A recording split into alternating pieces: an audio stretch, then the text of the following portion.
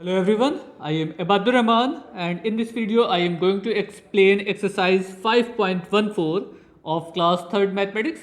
So let's start the video from first question. Estimate the product, check the answer by the actual multiplication.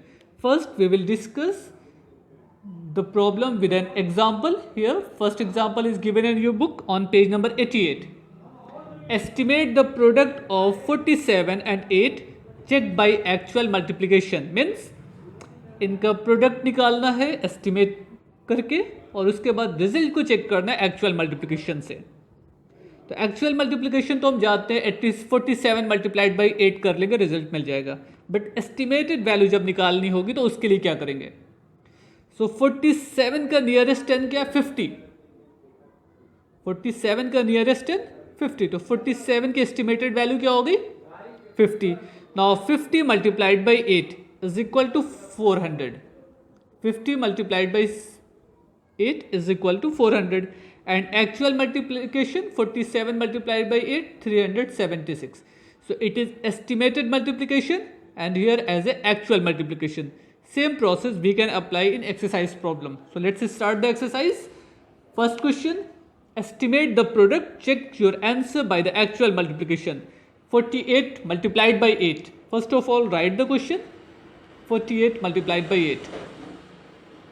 It is given in first question part A. Find the product of 48 by 8 means 48 and 8 को multiply करके आपको मालूम करना है कि इसका result क्या आएगा। First of all change 48 in its nearest 10, ठीक है, nearest 10 of 48, nearest 10 of 48 is क्या हो जाएगा इसका nearest 10 50। Okay, now multiply 50 by 8, multiplication of 50 by 8 आप किसी भी मेथड से मल्टीप्लाई कर लीजिए, it is your choice. 8 0 0 and 8 5 40, so 400 as a estimated product. Clear, it is estimated value,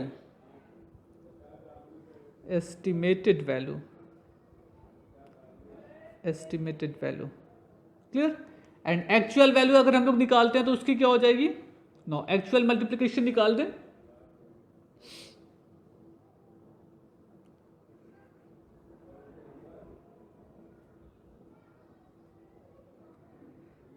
actual multiplication of 48 by 8 means इसको मल्टीप्लाई कर लेते हैं। ये कैसे मल्टीप्लाई होगा, अभी हम लोगों ने इससे पहले एक एक्सरसाइज में देखा है। First multiply 8 by 8, 8 8 64, so right here just only 4 and 6 as a carry.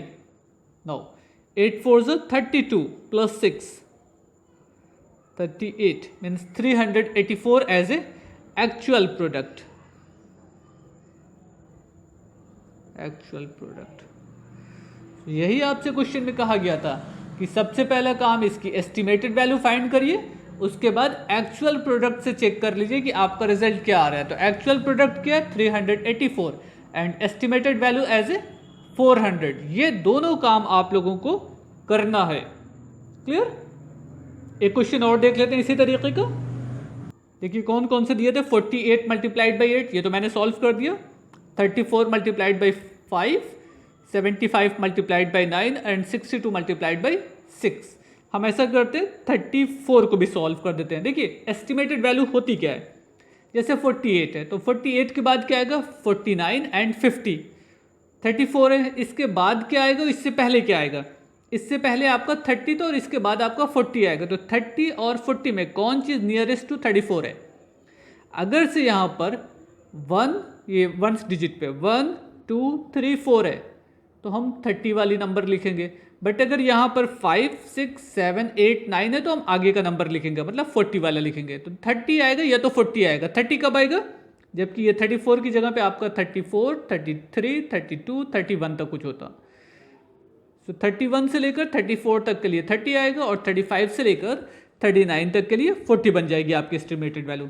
Now solve next question B part.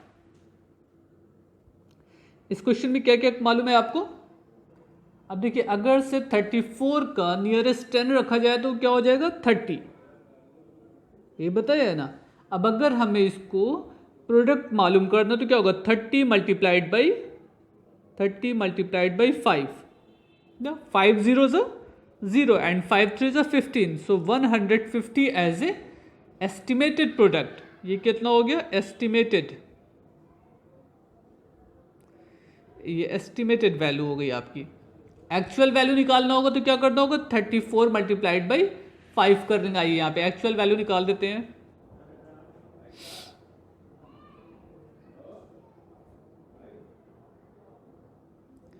Actual product 34 multiplied by 5, 5 4s are 20, so write here 0 and 2 as a carry, you know, 5 3s are 15 and 2 17, so 170 as a actual product। But अगर estimated value निकालेंगे तो 150 result मिलेगा, but actual product निकाला जाएगा तो 170 आ जाएगा। Clear. इसी तरीके से आपका 75 है और 90 है, तो 75 की एस्टिमेटेड वैल्यू क्या हो जाएगी 80 मल्टीप्लाइड बाई 9 कर लीजिएगा। 62 की एस्टिमेटेड वैल्यू क्या हो जाएगी 60 मल्टीप्लाइड बाई 6 कर लीजिएगा, आपको रिजल्ट मिल जाएगा। Now second question, Sheila wants to buy 5 notebook cost 28 rupees each. Approximately how much money does she need? उसको लगभग कितने पैसे की ज़रूरत होगी, तो 28 मल्टीप्लाइड बाई 5 करेंगे तो एग्जैक्ट एक्चुअल वैल्यू मालूम हो जाएगी। बट एस्टिमेटेड वैल्यू निकाल दिए तो 28 का राउंड ऑफ कर लेंगे 30 में, तो 30 मल्टीप्लाइड बाई 5 कर लेंगे, आपको वैल्यू मालूम हो जाएगी। टोटल अमाउंट कितना हो जाएगा 28 मल्टीप्लाइड बाई 5, बट 28 की हमको नियरेस्ट वैल्यू निकालनी होगी, नियरेस्ट 10 वैल्यू।